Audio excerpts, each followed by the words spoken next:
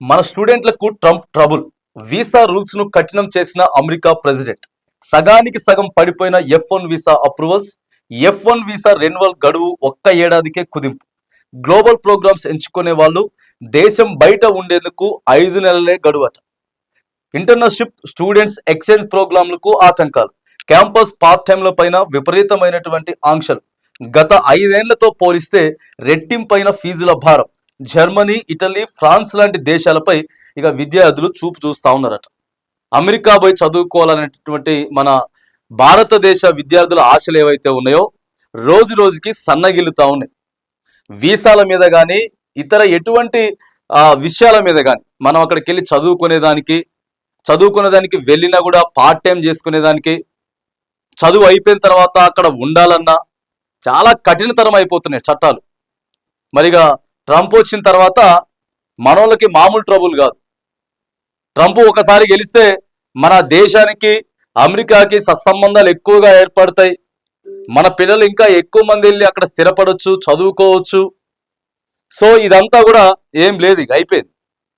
అంతా ఆశలు గల్లంత అయిపోతా ఉన్నాయి. మన పిల్లలు అక్కడికి వెళ్ళి స్థిరపడేదానికో చదువుకునేదానికో, మేము అమెరికాకి పోవాలి, అక్కడ పెద్ద చదువులు చదువుకోవాలనేటువంటి ఆశలు ఏవైతే ఉన్నాయో అవన్నీ కూడా నీరు గారిపోతా ఉన్నాయి. అవకాశాలు తగ్గిపోయినాయి, తగ్గిచ్చేసిరట. ఎక్కడికక్కడికి కఠినతరం చేస్తున్నాడు ట్రంప్. అమెరికాలో చదువుకోవాలనే మన దేశ విద్యార్థులకు, ప్రత్యేకించి తెలుగు స్టూడెంట్స్కు ఆ దేశ అధ్యక్షుడు డొనాల్డ్ ట్రంప్ తీసుకున్న నిర్ణయాలు కష్టాలు తెచ్చి పెడుతున్నాయి. వీసా రూల్స్ను కఠినతరం చేయడం, వలస చట్టాలకు ట్రంప్ పదును పెడుతుండటంతో అక్కడ చదువుకోవాలనుకునే వారికి భారంగా మారుతున్నది. గతంలో ఎన్నడూ లేనంతగా విద్యార్థులు వీసాలు తిరస్కరణకు గురవుతా ఉన్నాయి. మొత్తం రిజెక్ట్ అవుతున్నాయట. మనోళ్ళ వీసాలు అన్ని రిజెక్ట్ అయిపోతా ఉన్నాయి. 4th పేజీలో వాడుతున్నది, ఒకసారి చూద్దాం. మరి ట్రంప్ మామ ఎందుకు ఈ కష్టాలు తీసుకొచ్చి పెడతా ఉన్నావు? జర మా వాళ్ళు కూడా మీ దేశానికి వచ్చి చదువుకునేదానికి కొంత అవకాశాలు ఇవ్వాలి, కానీ చదువుకునేదానికైనా ఆడికి వచ్చి మేము స్థిరపడిపోతామని చెప్తలేం. కానీ వీసా వచ్చిన వాళ్ళు అక్కడ చదువుకుందామని అనుకున్న ఆ చదువుల ఖర్చు కూడా తడిసి మోపెడవుతున్నది. ఇటు పార్ట్ టైం జాబులు చేసుకోవడానికి అవకాశాలు లేకపోవడంతో అమెరికా మీద స్టూడెంట్స్ ఆశలు వదిలేసుకుంటున్నారు. ఆ దేశానికి బదులు ఇతర దేశాలపై ఆసక్తి చూపుతా ఉన్నారట. సకానికి పడిపోయినాయి. స్టూడెంట్ వీసా పర్మిట్లను అమెరికా గణనీయంగా కూడా తగ్గించేస్తున్నది. ట్రంప్ అధికారం చేపట్టడానికి ముందు వరకు F1 స్టూడెంట్ వీసాలకు అప్లై చేసుకున్న వాళ్ళలో 85% వరకు ఆమోదం పొందేవి. కానీ ఇప్పుడు సగానికి సగం పడిపోయినట్లు చెబుతా ఉన్నాయి. తర్వాత రాబోయే రోజుల్లో ఇది మరింత పెరిగే అవకాశం ఉందనేటటువంటి ఆందోళనలు కూడా వ్యక్తమవుతున్నాయి. నిరుడు డిసెంబర్లో 7,630 F1 వీసాలకు ఆమోద ముద్ర పడగా ఈ ఏడాది జనవరిలో ఆ సంఖ్య 1,167కు పడిపోయిందట. చూడండి, దాదాపుగా 4 రెట్లు పడిపోయింది. అంటే మొత్తం రిజెక్ట్ అయిపోతున్నాయి. రూల్స్ మారిపోయినాయి, కఠినతరం అయిపోయినాయి. రిజెక్ట్ అనమాట. ఎక్కడ చిన్న మిస్టేక్ ఉన్నా కానీ నో. ఒక 1 ఇయర్లోనే ఎంత తేడా వచ్చిందో చూడండి. ఇక్కడ ఒక 1,100 మంది పోతే గత సంవత్సరం దాదాపుగా 7,600 మంది అప్రూవల్ వచ్చింది. ఇక ఇటు 2024 జనవరితో పోల్చిన సగానికి సగం తగ్గిపోయాయి. ఆ ఏడాది జనవరిలో 2,623 F1 వీసాలకు అమెరికా ఆమోదం తెలిపింది.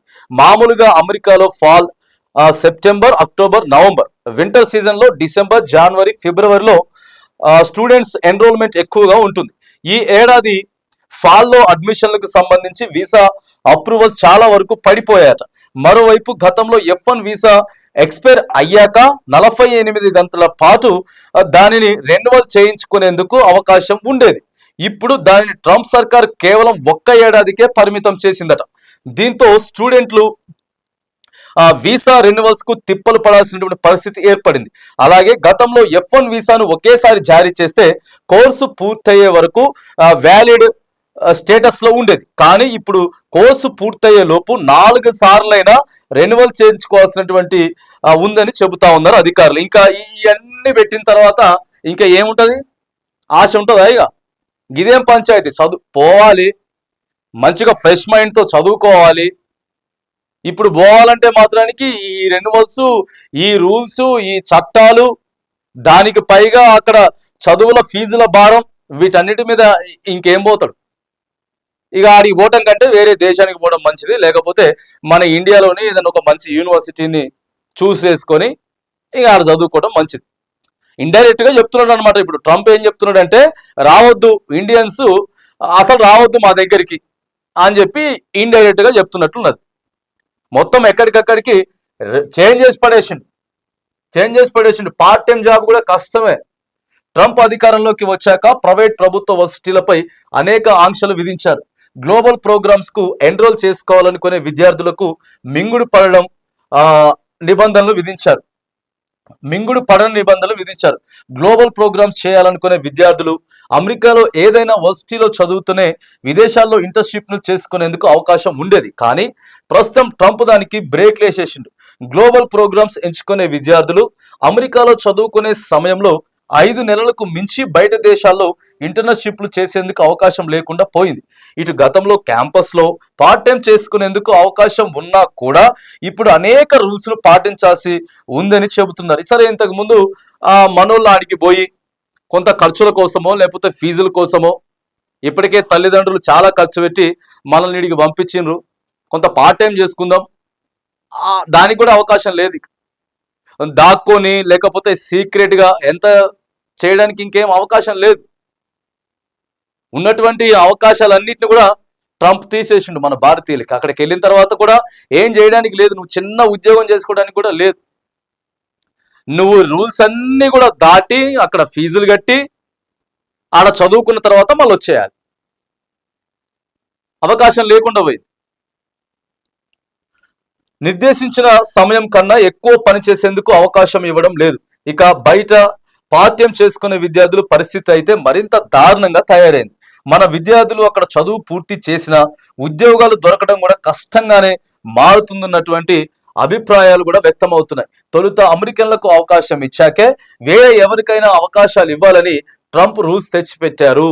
చెప్పినాం కదా, వద్దు ఇక మీరు రాకండి, రావద్దు అని చెప్తున్నారు డైరెక్ట్ గా. ఇక మీరు రావద్దు, ఇండైరెక్ట్ గా కూడా కాదు, డైరెక్ట్ గా చెప్పేస్తున్నారు, ఇడికి రావద్దు అని చెప్తున్నారు. ఇతర దేశాల వైపే ఇక స్టూడెంట్స్ మొగ్గు చూపుతున్నారు. మరి ఇంకేం చేస్తారు, ఇంకేం చేస్తారు పోకపోతే, వేరే దేశాలకు పోకపోతే. ఫీజుల భారం, అమెరికాలో ఫీజులు కూడా భారంగా మారుతున్నాయి. గత 5 ఏళ్లతో పోలిస్తే అక్కడ చదువుల ఖర్చులు రెట్టింపయ్యాయి. ప్రస్తుతం ప్రైవేట్ వర్సిటీల్లో చదవాలంటే 40 లక్షల దాకా ఖర్చు చేయాల్సి వస్తున్నది. గతంలో 25 లక్షల వరకు ఖర్చు అయ్యేది. ప్రభుత్వం వర్సిటీల్లో చదివేందుకు 17 లక్షల దాకా ప్రస్తుతం ఖర్చు చేయాల్సినటువంటి పరిస్థితులు ఉన్నాయని, గతంలో అందులో సగమే ఉండేదని స్టూడెంట్ చెబుతున్నారు. అంటే డబుల్ అయిపోయిందట, ఫీజు కూడా డబుల్ అయిపోయింది. గతంలో 20 లక్షలు అయితే ఆ ఇంటర్న్షిప్ ఒక 2 ఇయర్స్కో 1.5 ఇయర్కో, ఇప్పుడు అది 20 కాస్త 40 అయిపోయింది. అన్ని పెంచేసిర్రు, రూల్స్ మార్చేసిర్రు ఇక. సో గతంలో అందులో సగమే ఉండేదని స్టూడెంట్స్ చెబుతున్నారు. ఇప్పుడు తిండి తిప్పలు ఇతరత్ర ఖర్చులకు ఏటా 12 లక్షలు, హెల్త్ ఇన్సూరెన్స్ కు మరో 1.5 లక్షల దాకా ఖర్చు చేయాల్సి వస్తుందని చెప్పి స్టూడెంట్స్ చెప్తా ఉన్నారు. ఎందుకు నా అడిగిపోవటం, గ్రీన్ కార్డు ఉన్నా కూడా H1B పై వెళ్ళినా కూడా కఠినమేనట. F1 వీసాలే కాదు, అప్పటికే అమెరికాలో సెటిల్ అయ్యి గ్రీన్ కార్డు ఉన్నవాళ్ళు, H1B వీసాపై జాబ్ చేసే వాళ్లకు ట్రంప్ సర్కార్ కఠిన నిబంధనలు విధించింది. గ్రీన్ కార్డు ఉన్నంత మాత్రాన అది అమెరికా పౌరసత్వం అయిపోదని ట్రంప్ తో పాటు అక్కడి అధికారులు తేల్చి చెబుతున్నారు.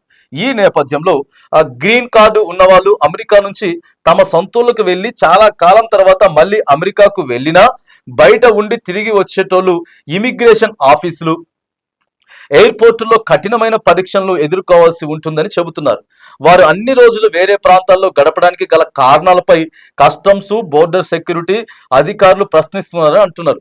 ప్రతి డాక్యుమెంట్ నిశితంగా పరిశీలిస్తున్నారని అంటున్నారు. సొంత దేశ passport, green card, H1BC visa permit, reentry permit, employment verification letter, tax payment proof, play slips, స్టూడెంట్లయితే university admission letter, America bank account, America driving licence వంటి డాక్యుమెంట్లన్నింటినీ కూడా క్షుణ్ణంగా తనిఖీ చేస్తున్నట్లు కూడా చెబుతా ఉన్నారు. నీకు H1B పై ఏదైతే కార్డు ఉన్నదో, సో దాని మీద నువ్వు వెళ్ళొచ్చిన, గ్రీన్ కార్డు మీద కూడా వెళ్ళొచ్చి మళ్ళీ నువ్వు పోవాలనుకున్నా కూడా, ఈ దేశాలకు వచ్చి నేను ఒక కొన్ని రోజులు ఈడ ఉంటా, నా సొంత ఫ్యామిలీ తోటి గడుపుతా అని అనుకుని పోయినా కూడా ఆ తర్వాత నువ్వు వెళ్ళాలన్నా కూడా చాలా కఠినంగా ఉన్నాయట రూల్స్. ప్రతిదీ కూడా పిన్ టు పిన్, దేనికి పోయినావు, ఏం చేసినావు, ఎందుకు ఇన్ని రోజులు ఉన్నావు, ఇవన్నీ వీటన్నిటిని కూడా ఒకవేళ నీకు అక్కడికి వెళ్ళేదానికి పర్మిషన్ ఉన్నా కూడా ఈ రూల్స్ అన్నిటిని కూడా మొత్తం గమనించి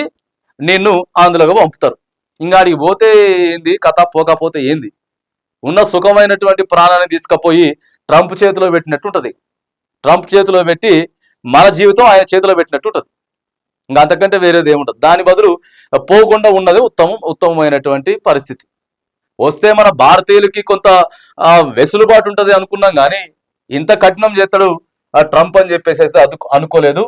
ఏదేమైనా కానీ మన భారతీయులు అమెరికా వెళ్ళేదానికైనా వెళ్ళిన వారైనా సరే అక్కడ ఇబ్బందులు అయితే ఎదుర్కొంటా ఉన్నారు అనేది మనకి ఇక్కడ ప్రధానంగా కనపడతా ఉన్నది.